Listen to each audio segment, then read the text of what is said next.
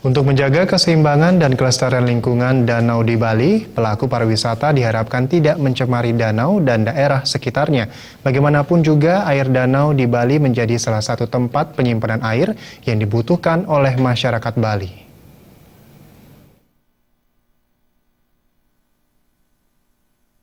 Selain kawasan pantai, kawasan danau kini dikembangkan pemerintah dan masyarakat menjadi daya tarik wisata, seperti yang dilakukan terhadap kawasan Danau Batur di Kabupaten Bangli. Panorama danau yang begitu indah, ditambah dengan suhu yang sejuk, menjadi magnet yang menarik kunjungan wisatawan domestik maupun mancanegara.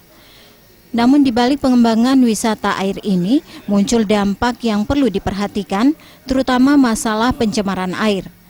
Tokoh masyarakat Batur sekaligus pemangku kayangan Jagat Ulun Danu Batur, Jero Gede Batur Alitan berharap pelaku pariwisata khususnya di tepi danau tetap menjaga kelestarian alam, terutama air danau agar tidak tercemar.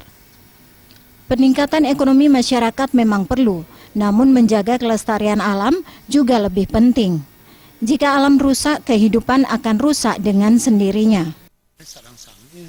Ikut nyarangin nyaga pengurangan pencemaran Taman Idawatari termaneng sarang sami sampun sapuniki macina membukti antusias dana itu nyumbang bibit-bibitan untuk kelestarian daripada taman, penghijauan untuk apa itu, sehingga sumber Toya Danu kurung Tetaman Idawatari yang mudah-mudahan lah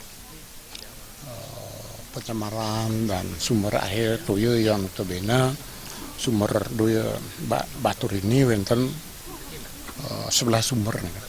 Setidaknya terdapat 11 sumber mata air kawasan Danau Batur yang dijaga kesuciannya oleh umat Hindu dan memiliki hubungan erat dengan beberapa sumber air di kabupaten kota yang lain di Bali. Keterkaitan antara sumber air ini semakin menekankan pentingnya upaya-upaya untuk menjaga kelestarian kawasan di Danau Batur pada khususnya. Trimaja dan Joka, Bali.